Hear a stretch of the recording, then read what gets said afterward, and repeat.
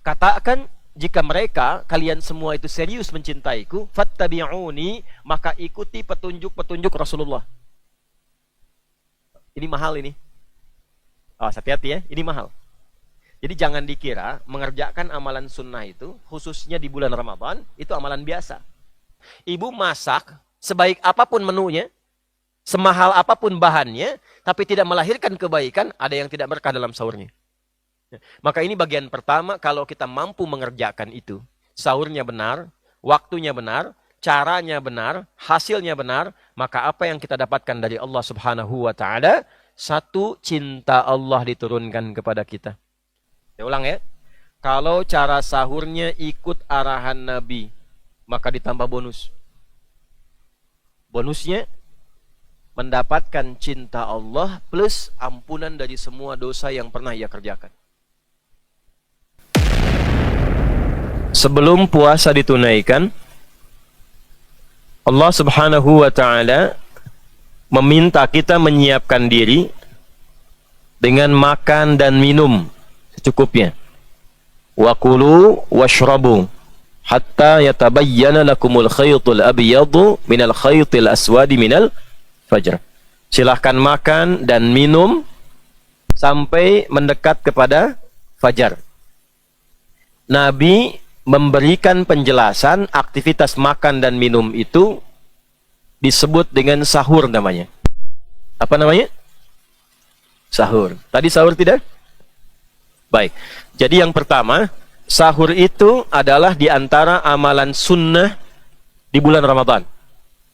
Sunnah itu artinya begini, kalau kita kerjakan, dapat pahala. Jelas? Satu. Kalau kita kerjakan, dapat apa? Nah, dikerjakan di luar Ramadan dengan dikerjakan di dalam Ramadan itu beda. Misal, kita ingin puasa Senin, tapi di luar Ramadan. Lalu sahur dulu. Ya.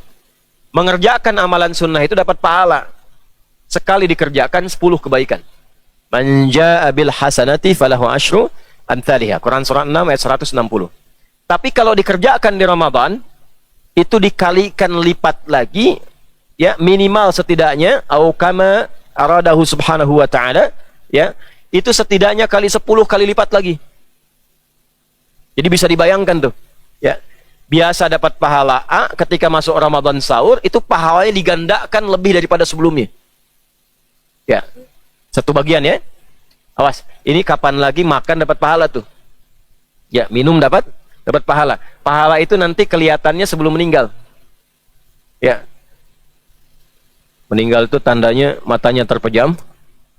Tuh ya. Tidak sadar tuh. Ya. Dan nggak bangun lagi tuh. Ya. Coba cek teman di sampingnya kalau ada yang mata terpejam, tidak sadar, ya. Cek kalau nggak bangun lagi, nanti kita sholatkan sama-sama itu. Ya, ini masih sadar, ya. Jadi yang pertama kita sampaikan, pahala itu dimunculkan oleh Allah kepada kita saat sakaratul maut. Ditampakkan langsung surganya, hasil dari amalan kita. Ya, itu ada di Quran surah 89 ayat 27 sampai 30. Ya ayyatuhan nafsul mutmainnah, irji'i ila rabbiki radiyatan mardiyah, fadkhuli fi ibadi wadkhuli. Nah, ibadi itu sifat ibadahnya. Yang rajin ibadah itu namanya abdun, jamaknya ibadun. Jelas ya? Ya. Engkau golongan hambaku yang rajin ibadah. Karena itu pulangmu baik, husnul khatimah. Ini aku tampakkan hasil ibadahmu. Ini pahalamu, ini surganya. Wadkhuli jannati. Nanti yang rajin puasa ditampakkan pintu masuknya ar-rayyan. Yang rajin tahajud dibuka, tampakkan pintu sholat tahajud, babu tahajud namanya. Ditampakkan saat akan wafatnya. Itulah yang menjadikan ahli ibadah yang benar itu ketika akan meninggal senyum dan sesuai ibadahnya. Ahli Quran mau meninggalnya tuh tilawah.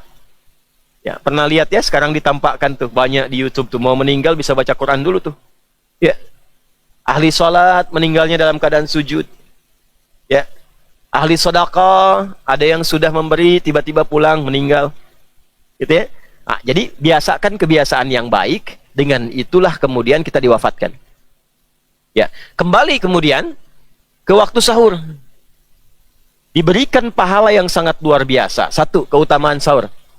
Allah berikan pahala dengan niat kita menunaikan itu dengan ketaatan kepada Allah dan Rasulnya. Satu. Dua, kalau cara sahurnya ikut arahan Nabi. Saya ulang ya. Kalau cara sahurnya ikut arahan Nabi, maka ditambah bonus. Bonusnya mendapatkan cinta Allah plus ampunan dari semua dosa yang pernah ia kerjakan. Itu ada di Quran, surah ketiga Ali Imran di ayat 31. Yuk sama-sama yang sudah hafal. Qul in kuntum tuhibbunallaha fattabi'uni yuhbib wa yaghfir lakum dunubakum. Perhatikan kalimatnya. Qul in kuntum tuhibbunallaha, Muhammad viralkan pada umatmu. Katakan, jika mereka, kalian semua itu serius mencintaiku, fattabi'uni, maka ikuti petunjuk-petunjuk Rasulullah. Terkait dengan sahur, Nabi berikan arahan apa tentang sahur? Bagaimana caranya? Kapan waktunya?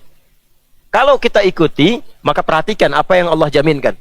Yuhbibkumullah, Allah turunkan cintanya. Cinta Allah diturunkan langsung kepada hamba yang mau mengikuti arahan Nabi. Wa yaghfir lakum dzunubakum. Lalu setelah cinta Allah diturunkan, digugurkan semua dosa yang pernah dikerjakan selama hidupnya.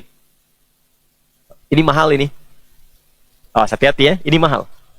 Jadi jangan dikira mengerjakan amalan sunnah itu, khususnya di bulan Ramadan, itu amalan biasa.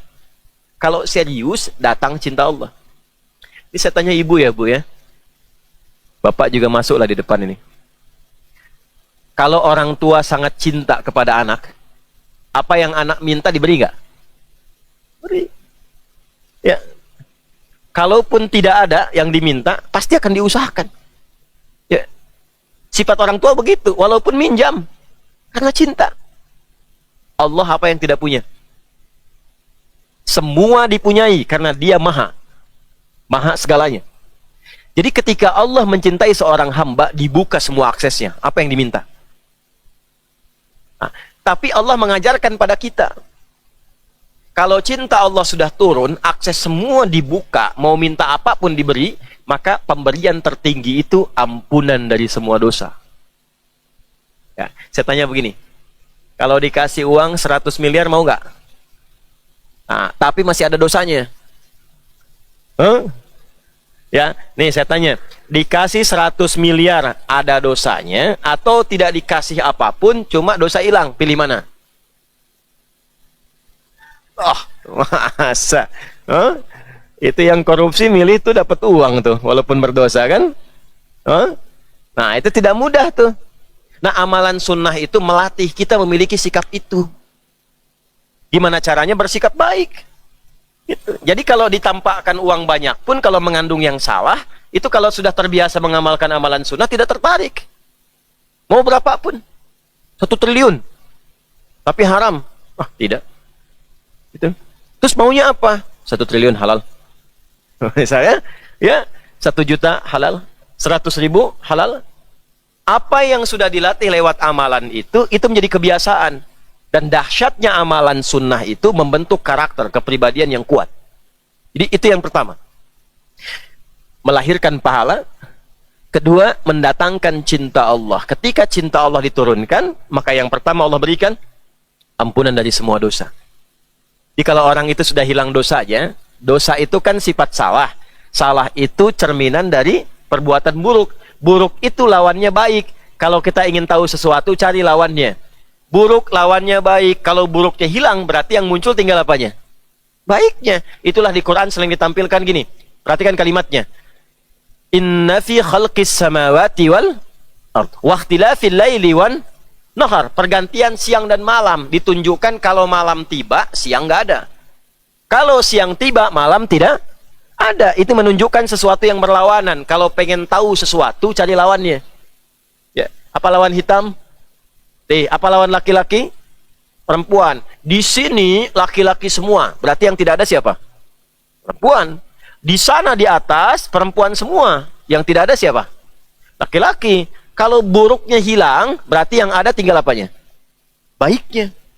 Jadi kalau orang diampuni dosanya, artinya hilang buruknya, tinggal muncul yang baiknya. Kalau sudah baik, dikasih harta berapapun digunakan pada yang baik. Dikasih jabatan apapun, pasti kebijakannya baik. Dikasih ilmu seluas apapun, pasti berbaginya baik.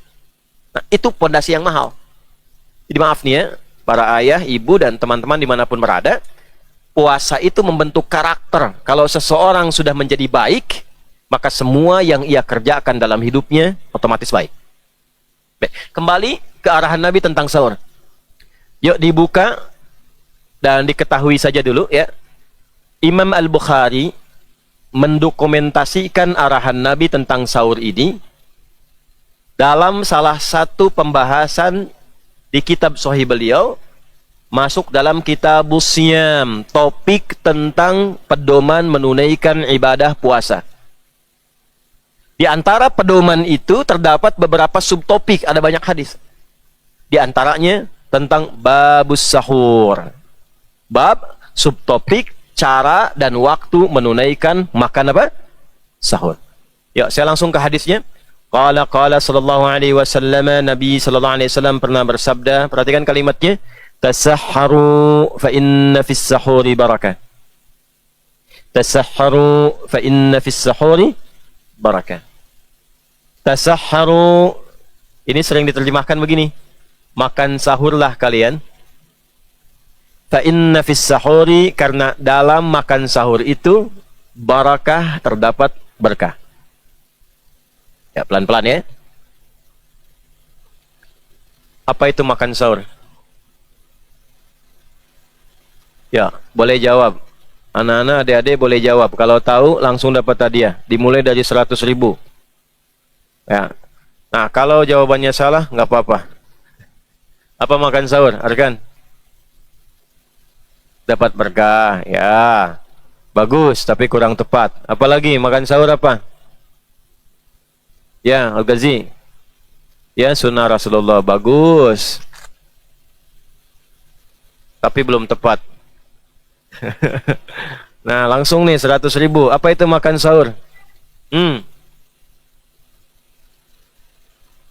Bagus. Ayo angkat tangannya. Kan Ustadz sudah ajarin. Pokoknya kalau ditanya angkat tangan aja semua dulu ya. Tidak usah takut salah. Ya, karena gini, kalau kita belajar itu pasti awal pertama salah dulu. Kalau orang sudah benar terus gak usah belajar. Ya, jadi yang penting kita berani. Angkat tangan, angkat aja dulu. Ya, kalau salah kan tidak dihukum ya. Baik, kalau salah kan tidak dituntut. Yang penting kita bisa angkat tangan. Tapi jawabannya apa? Makan? Makan pop nih. Ya, makan sahur, bagus. Ada lagi yang lain? Ibrahim? Ya? Makan sebelum puasa. Awal puasa, bagus. Bito? Bagus. Baik, baik. Kunang-kunang makan kedong dong, kenyang dong, ya. Baik, ini Pito kalau pidato suka bawa pantun, makanya harus disiapkan jawaban pantunnya. Makan sahur adalah makan yang dilakukan di waktu sahar. Ya, di atas tuh ya. Makan yang dilakukan di waktu sahar. Waktu sahar itu adalah waktu singkat menjelang fajar, kurang lebih 15 menit sampai dengan 30 menit. Misal, tadi subuh jam 4.43 waktu Mira di Banten. Kalau kita terapkan waktu saharnya, maka kurangi kurang lebih 30 menit lah. Ya. Berarti kurang lebih jam 4:15 menit.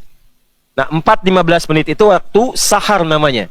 Jamaknya, jamak dari sahar itu asharun. Ashar.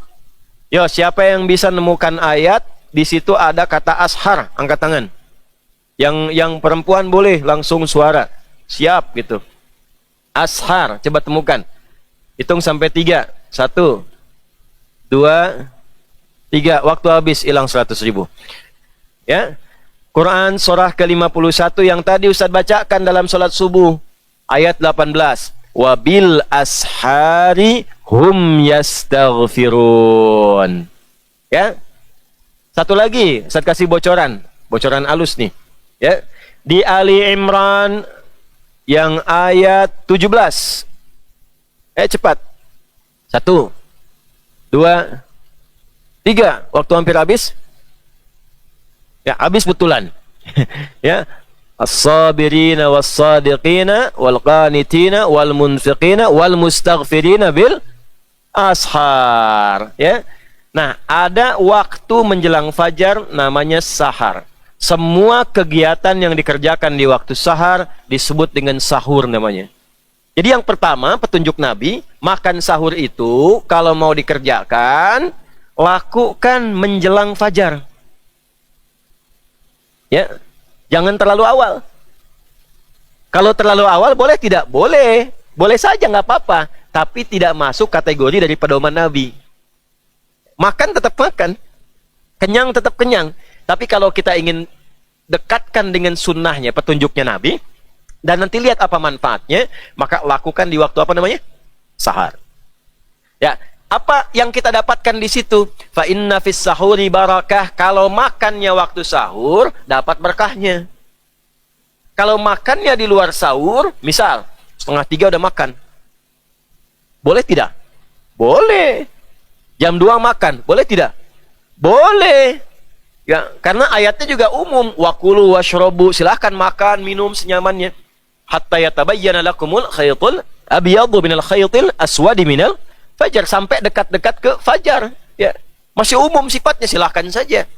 Tapi potensi mendapat berkahnya menjadi berkurang. Jelas? Nah, kalau kita ingin makan, dekatkan itu ke waktu-waktu yang disebut dengan waktu sahar namanya. Menjelang apa? Fajar. Baik, jelas waktunya? Jadi kalau mau makan sebelum puasa, makannya di waktu apa namanya? Sahar. Untuk itu makannya disebut makan apa? Sahur. Baik, kalau orang makannya di waktu sahar dan dia kerjakan sahur, maka kata Nabi, fa inna fis sahuri barakah. Dalam sahur itu ada berkah yang Allah berikan. Dah, apa itu berkah? Kembali dimulai dengan 100.000. Ayo, yang di atas, yang perempuan. Ya, anak-anak yang SD ya. Kalau dibisiki oleh orang tua atau gurunya, maka gugur hadiahnya. Baik. Barakah, kita memang belum belajar untuk tambahan. Barakah untuk orang tua dan teman-teman dimanapun berada, ziyadatul khair.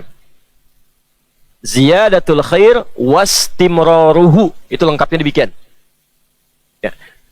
Meningkatnya hal-hal baik dan konsisten dijalankan selama berkehidupan. Meningkatnya hal-hal baik dan konsisten dijalankan selama berkehidupan. Coba lihat pelan-pelan ya. Ini ilmunya agak mahal. Saya mohon izin untuk fokus sebentar. Dan teman-teman juga dimanapun berada. Ini bagian yang terpenting yang ingin saya uraikan. Tasahharu, kata Nabi, makan sahurlah engkau. Kerjakan di waktu sahur. Fa inna fis sahuri barakah. Maka sungguh aku tegaskan, kalau engkau kerjakan makan itu di waktu sahur, terdapat keberkahan di dalamnya. Berkah, seperti kita ulas tadi, bertambahnya nilai kebaikan saat yang sama konsisten dikerjakan selama berkehidupan. Jadi ciri orang kalau makan sahurnya benar, perhatikan baik-baik poin ini ya. Kalau makan sahurnya benar, maka konsumsi yang ia dapati dalam sahur itu, makanannya, minumannya, secara otomatis membuat keadaan dirinya tersupport menjadi lebih baik. 1, puasanya baik. Ya, puasanya baik. Apa ciri puasa baik? 1, secara fisik. Apa cara fisik itu? Dia kuat menahan lapar, menahan haus, menahan godaan dari berbagai macam hasrat biologis dari fajar sampai dengan ke maghrib. Kenapa dikerjakannya dekat-dekat ke fajar? Karena kalau makannya kita dekati ke fajar, menahan lapar hausnya itu tidak terlampau lama. Yo, subuh 4.43. Maghribnya jam 6 misalnya. Ya, 6 lewat 7 di sini. Taruhlah kita ambil setengah 5 ke jam 7 ke jam 6. Berapa jam kita menahan lapar haus? Ya. Kurang lebih 12 jam ya. 12 jam ya. Kurang lebih. Baik ya. Sekarang coba. Kalau makannya jam 3. Setelah itu istirahat tuh. Apalagi tidur misalnya. Stamina menurun. Ya. Makan jam 3, lalu buka jam 6. Berapa lama tahan lapar hausnya? Nah, tambah lagi 2 jam. Maka kenapa rahasianya dekatkan ke dekat fajar di waktu sahar? Supaya kita mampu menahan diri lebih kuat dibandingkan dengan waktu-waktu selainnya. Jelas di sini? Nah, itu satu. Yang kedua, selain baik secara fisik itu berkah. Baik secara fisik. Yang kedua, baik juga secara rohani, spiritual. Karena energinya makin banyak, makin kuat, amalnya pun makin banyak. Ya, ciri-ciri makanan berkah itu gini, cirinya. Kalau kita makan, walaupun sedikit, itu jadi energi dalam tubuh kita, diolah jadi tenaga, jadi energi. Energi itu melahirkan tenaga, tenaga itu dipakai apa? Ya, ada orang makan, hasil makannya jadi tenaga, tenaganya dipakai bohong. Tenaganya dipakai korupsi. Tenaganya dipakai mencuri. Itu tandanya makanan yang ia makan tidak berkah. Bukanlah. Minuman yang ia minum tidak berkah. Ia makan jadi tenaga. Tenaganya digunakan mencela orang. Itu tandanya tidak berkah. Ya. Karena pengertian berkah sendiri itu adalah munculnya sifat-sifat baik di dalamnya. Jadi kalau pakaian ini berkah nih, ini pakaian berkah. Nggak akan digunakan maksiat. Pakai untuk tutup aurat. Bukan untuk buka aurat. Ya Bu ya, hati-hati tuh. Anak-anak misalnya dikasih pakaian. Pakaiannya membuka auratnya. Itu tandanya pakaian itu tidak berkah. Awas teman-teman dimanapun berada ya. Saya pengen ikut model. Bagus. Tapi model yang membuka aurat tidak bagus. Beli mahal-mahal. Sampai ke Paris, sampai ke London dan sebagainya. Sampai ke Italia modelnya berkembang. Bagus. Nggak apa-apa. Bagus modelnya. Tapi ketika pulang ternyata aurat terbuka. Alih-alih ditutup, dibuka. Itu tandanya, walaupun mahal, tidak berkah dia. Jelas? Pakaian, kita gunakan sholat. Kita gunakan ibadah. Gunakan mencari nafkah dengan niat mencari yang halal. Gunakan tilawah, gunakan merawat anak, tutup aurat. Berkah pakaian itu. Sekarang coba cek. Makanan, minuman yang kita hadirkan dalam keseharian kita, kalau ingin melihat ada berkahnya tidak, tinggal dicek dari yang makan dan minumnya. Jadi kalau pengen lihat sahurnya berkah tidak, silahkan dicek selama puasa. Meningkat gak sholatnya? Ya. Meningkat tuh bukan subuh 2 jadi 3, tidak. Ya. Nah, fardu tambah sunnah. Meningkat gak bacaan Qurannya? Ya. Meningkat gak sedekahnya? Meningkat gak sifat baiknya? Ini anak-anak nih semakin taat pada orang tua nggak? Kalau semakin taat, semakin baik, berarti berhasil puasanya itu. Sahurnya berhasil. Ayah ibunya nih bagaimana? Kerjanya, di rumahnya, ya, kesolehan-kesolehannya. Kalau meningkat kebaikannya, tandanya sahurnya berhasil.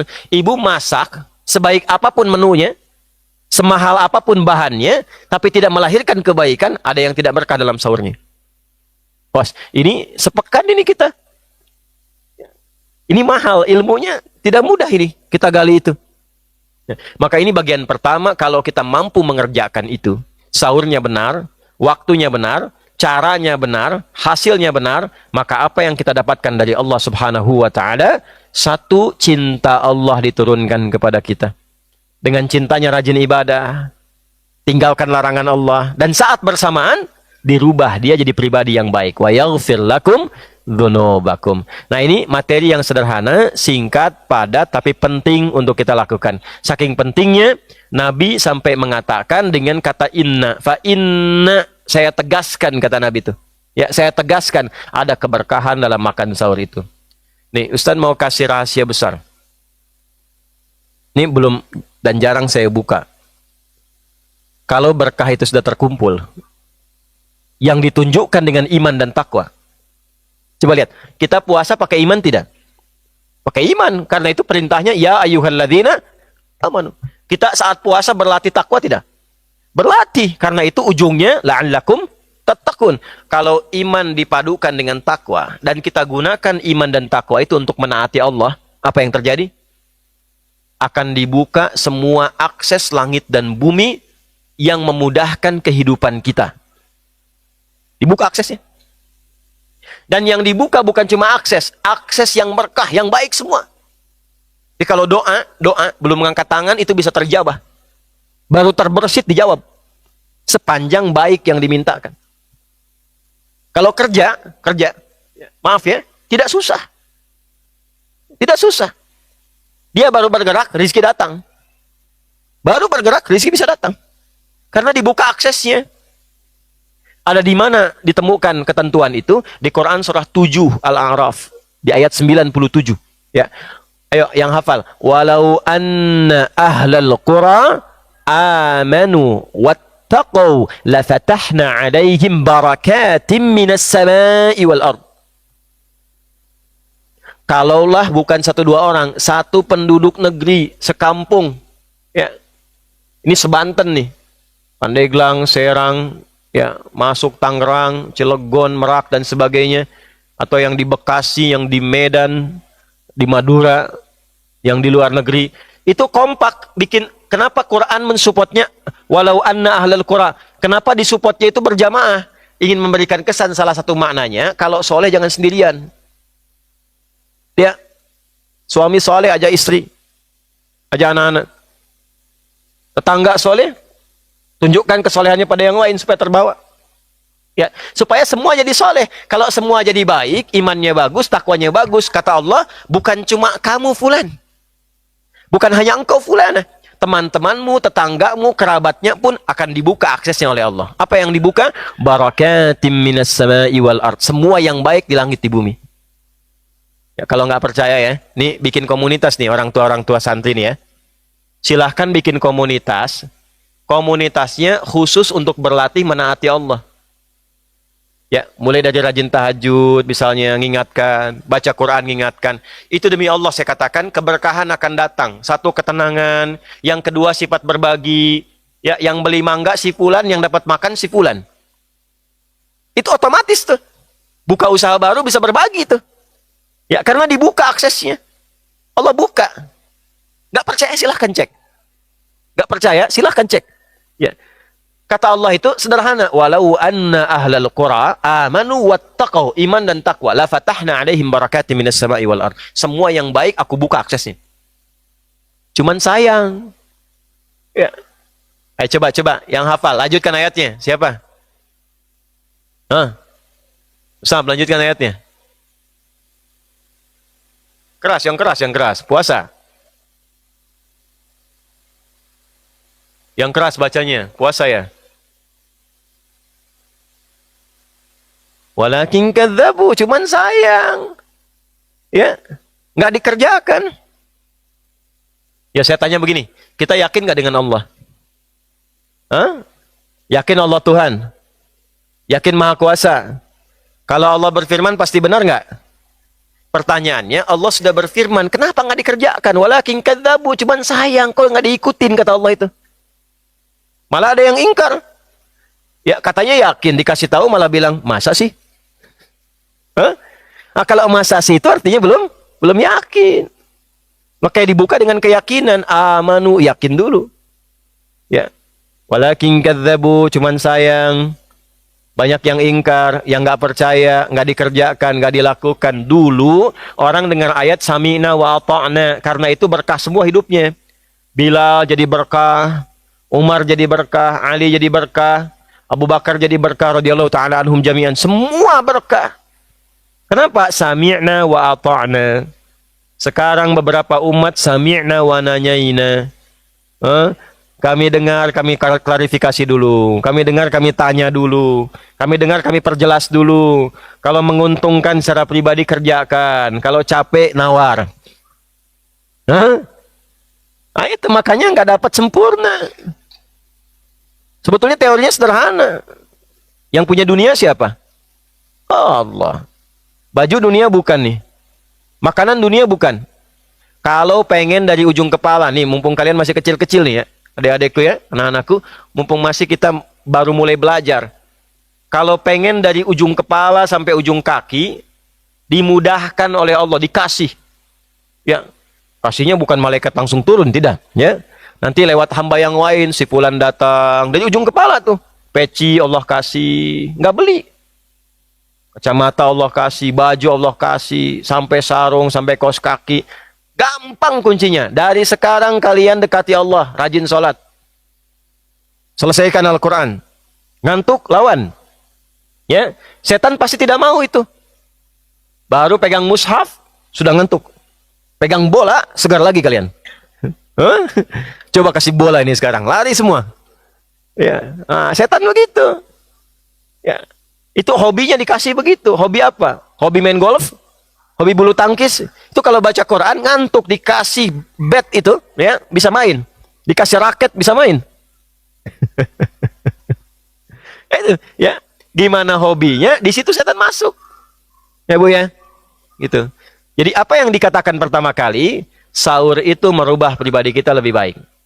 Sahur itu meningkatkan ketaatan kita kepada Allah. Jadi ayo kita sama-sama, termasuk saya pribadi, kita koreksi diri kita sampai dengan detik ini, perbaiki sahurnya, perbaiki implementasi pengamalan dari sahur kita, maka dengan perbaikan itu semoga Allah berkenan memberikan keberkahan dalam kehidupan kita.